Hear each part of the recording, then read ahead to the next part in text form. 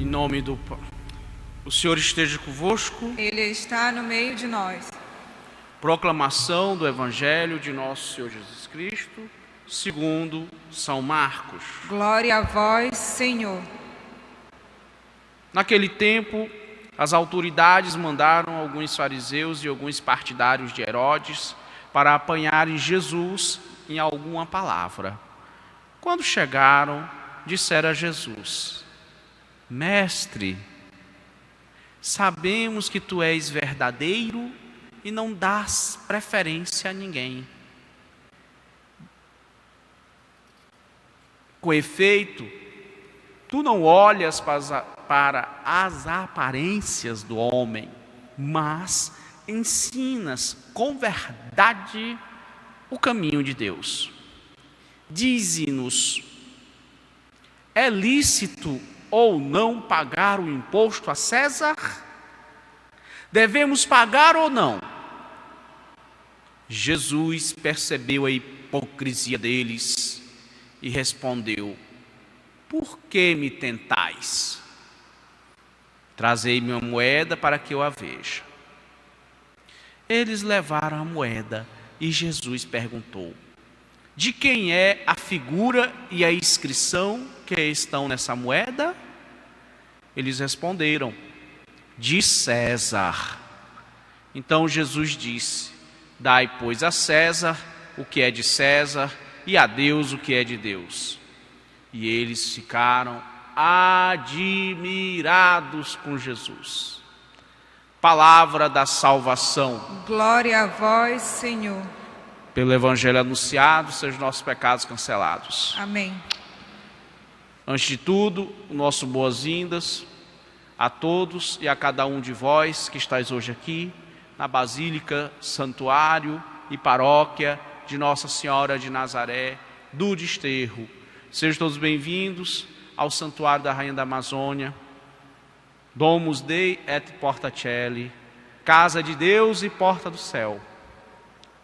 E queremos especialmente saudar os irmãos que nos acompanham pela Rede Nazaré de televisão, pela Rádio Web Basílica de Nazaré e pelo Facebook da Basílica de Nazaré.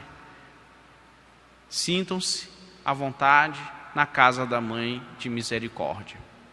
Caríssimos, 2 pontos para a nossa reflexão. Primeiro, sobre a segunda carta de São Pedro, que estamos tendo trechos dela na primeira leitura nestes dias.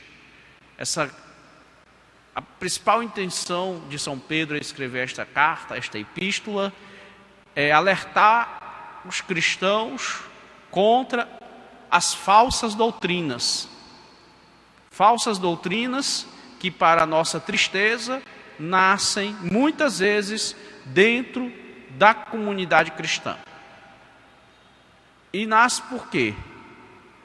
Porque os seus promotores não aceitam a doutrina de Cristo, que é a doutrina da igreja. Porque a igreja é o corpo místico de Cristo. A igreja, o evangelho da igreja é o evangelho de Cristo. A autoridade da igreja é a autoridade de Cristo. Então, não pode ter Deus por pai quem não tem a igreja por mãe. Já diziam os padres, se não me falha a memória, Santo Atanásio. Logo, o que é que move uma pessoa a promover, a divulgar uma falsa doutrina? Um ensinamento contrário ao ensinamento de Cristo, ao ensinamento da igreja? A vaidade, a soberba. Isso mesmo. São aqueles que não querem se submeter à vontade de Deus, mas querem que Deus se submeta à vontade deles. Então eles gostam de dizer: me dá o que é meu, faça a minha vontade, eu quero desse jeito. E ai de você se não satisfizer. Eles não rezam o Pai Nosso como Jesus ensinou. Como é que Jesus nos ensinou a rezar o Pai Nosso? Que seja feita a vossa vontade, Pai, assim na terra como no céu. Como é que eles rezam? Às vezes eles rezam até com a boca, mas no coração estão dizendo assim: olha Jesus, olha Pai, o Senhor tem que fazer a minha vontade, viu? Eu quero isso, quero aquilo, desse jeito. Essa que é a verdadeira oração deles. E infelizmente muitas vezes nossa também. Nós devemos ter cuidado. E alguns não contentes em abraçar e espalhar falsas doutrinas dentro da igreja, ainda se dão o desplante de fazer a sua própria igreja, onde vão pregar o evangelho do seu jeito e vão apresentar um Jesus que lhes agrada. Então aí nós já vemos, já em vida dos apóstolos, minha gente, já vai a igreja enfrentar as falsas doutrinas e os promotores de seitas. Isso mesmo, seitas.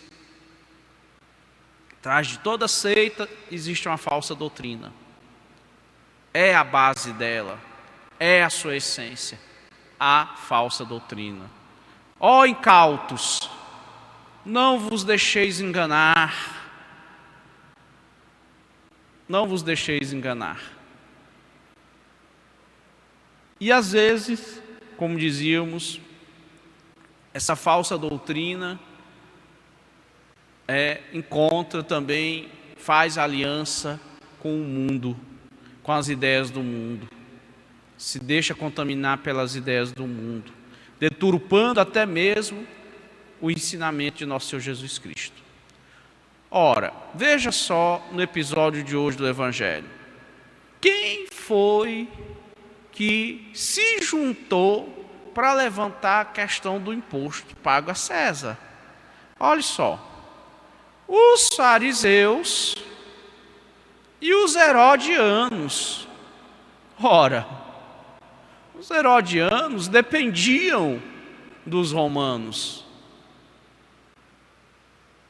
Os fariseus não gostavam dos romanos, mas também dependiam deles.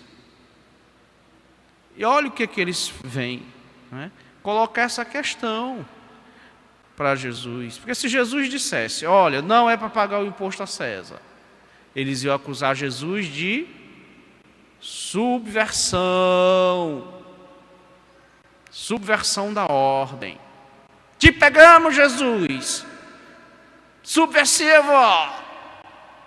Se Jesus respondesse sim, eles iam acusar perante o povo que Jesus era integrista, estava promovendo a ocupação romana, era antipatriótico, antinacionalista. Te pegamos, Jesus! Você é vendido aos romanos. Era isso que eles iam dizer. Mas Jesus percebeu a hipocrisia deles. Ora, como é que eles podem esquecer, não é? Ora, eles comiam na mão dos romanos. Não comiam? Literalmente.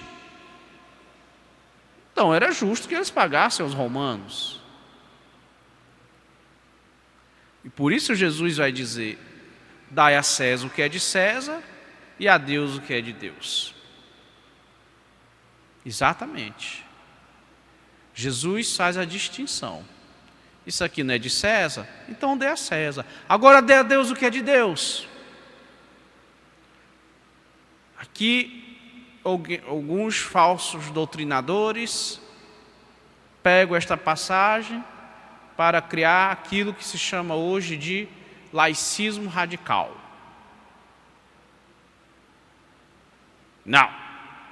A religião, a igreja não pode dizer, não pode se meter no assunto do Estado. Ou pior, a religião é de fórum íntimo. Viva a sua religião na sua casa. Não traga para o espaço público. Cuidado com esse tipo de gente. Esse tipo de gente quer agir sem freio moral e nem ético. Isso mesmo. Sem freio moral e nem ético. Por quê? Porque César também tem que dar o que é de Deus. César não é absoluto. César quer dizer o Estado, o governo. Então César não é absoluto. César também está submetido a Deus. César também tem que prestar contas a Deus. César também tem que obedecer os mandamentos da lei de Deus. César não está acima de Deus, mas Deus está acima de César. Então, quando vocês virem esse tipo de gente que quer tirar os dias santos, não quer que os dias santos sejam mais feriados, que nem todo feriado é dia santo, nem todo dia santo é feriado, mas tem dias que são dias santos e feriados. Vamos tirar esse negócio de feriado de Nossa Senhora Aparecida. Vamos tirar esse negócio de feriado de Corpus Christi. Não podemos aceitar.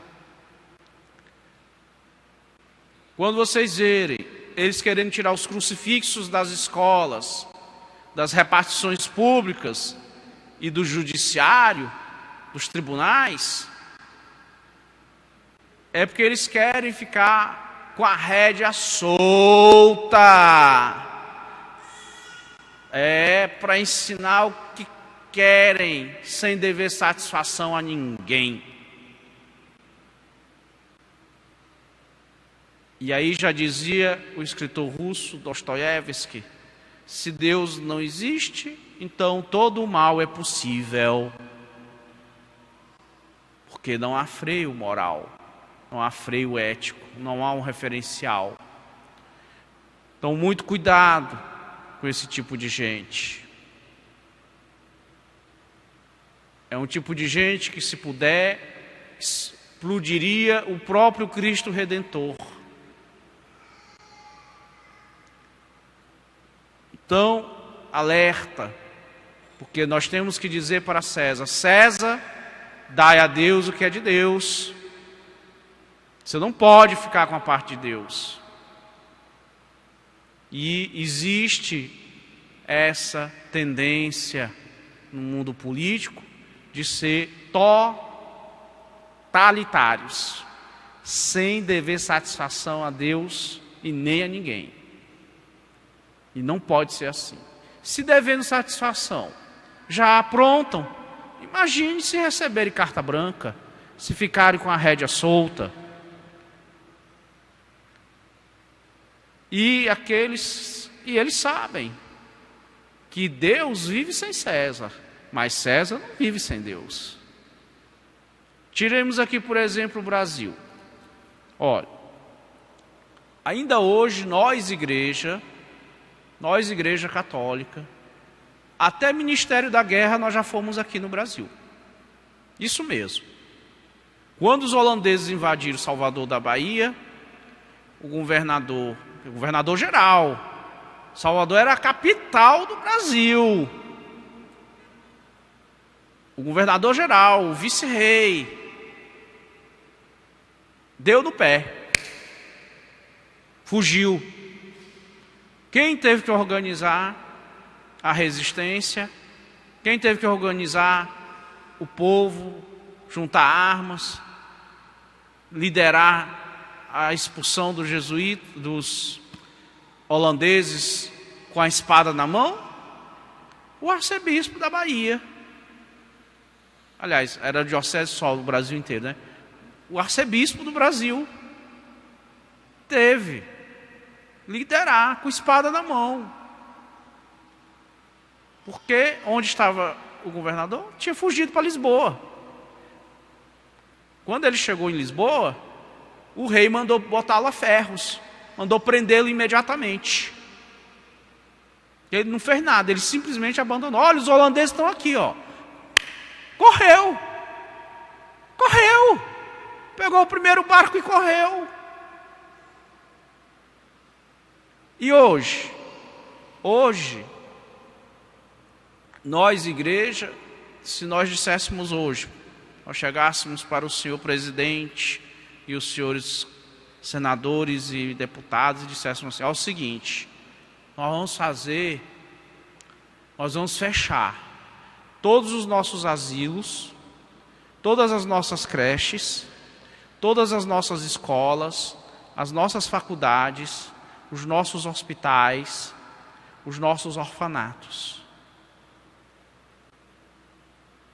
Vocês sabem o que o governo brasileiro teria em mãos? O governo brasileiro não teria uma crise social. O governo brasileiro teria o caos social. Seria pior do que 10 greves de caminhoneiros. Seria o colapso. Colapso. Porque só de Santas Casas, nós, igreja, mantemos com todo sufoco 460. Só de hospitais tipo Santa Casa. 460. Não tem um plano de saúde particular que tenha 460 hospitais. Não tem. Por aí vocês terem uma ideia. Então, César deve a Deus. São duas realidades distintas, mas que não são contrapostas.